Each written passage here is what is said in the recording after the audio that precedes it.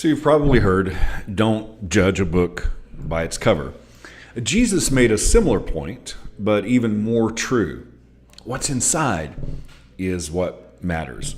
And it's kind of fitting that we're talking about this on Valentine's Day. Jesus said, words and actions come from the heart. Good morning, and welcome to 755 Live. For about 5 minutes, you'll hear all about easy-to-remember soundbite versions of what Jesus said. And the point is to help you experience life to the fullest, the Jesus way.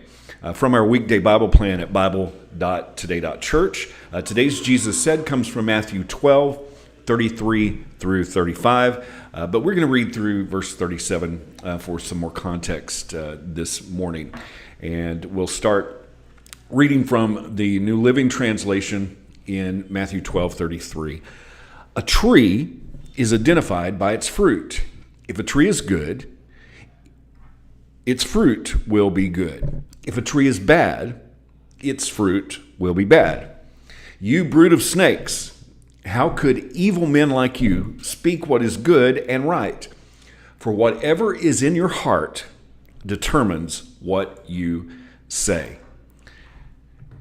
A good person produces good things from the treasury of a good heart, and an evil person produces evil things from the treasury of an evil heart. Before we go on to verse 36, those verses are what inspired the sound bite. Words and actions come from the heart. And then Jesus goes on to say in verse 36, and I tell you this, you must give an account on Judgment Day for every idle word you speak.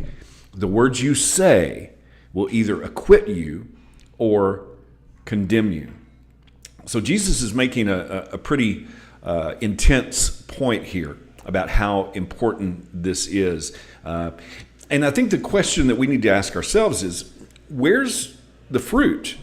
Now, the context here of Matthew 12, Jesus had healed a demon-possessed man who was blind and mute.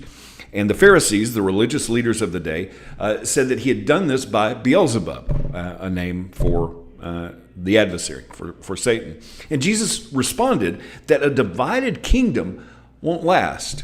And so he was making that point that he said a tree and its fruit aren't separate. In fact, the type of fruit determines what type of tree and vice versa. Now, another soundbite could be a fruit detector. The fruit that we should be looking for is the fruit of the Spirit from Galatians 5, 22 through 24, where it says the fruit of the Spirit is love, joy, peace, patience, kindness, goodness, faithfulness, gentleness, and self-control. And Jesus is saying that our words, our actions, come from the heart. And so if our heart is being led by the Spirit, then we will see the fruit that we just talked about, love, joy, patience, peace, and all of that. But if not, it can get very confusing. In fact, James talks about this confusing dichotomy in James 3, verses 7 through 12, where he says, people can tame all kinds of animals, birds, reptiles, and fish, but no one can tame the tongue. It is restless and evil, full of deadly poison. Sometimes it praises our Lord and Father, and sometimes it curses those who have been made in the image of God. And so blessings and cursing come pouring out of the same newsfeed, the same mouth. Surely, my brothers and sisters, this is not right. Does a spring of water bubble out with both fresh water and bitter water? Does a fig tree produce olives or a grapevine produce figs? No. And you can't draw fresh water from a salty spring.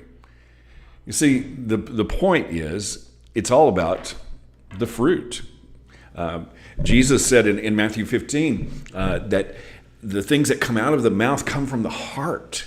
And that's what defiles a man. And out of the heart comes all kinds of evil. And we see that fruit even in our words. And words and actions come from the heart. David in Psalm 51 is praying and says, look, God, you desire integrity in the inner man. You want me to possess wisdom.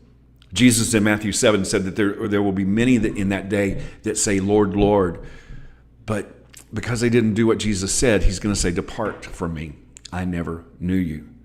So what kind of fruit is on display?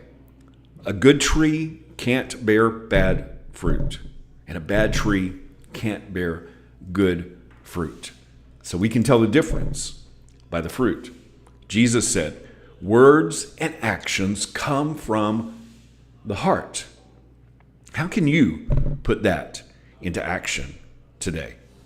Thank you so much for listening. If this is meaningful to you, it really does mean a lot when you like it, when you share it, when you comment. I really appreciate you. I hope that you have an amazing day, and I hope this time together has helped you live life to the fullest, the Jesus way. And I hope that you have an amazing Valentine's Day today. And remember, follow Jesus today. Love first.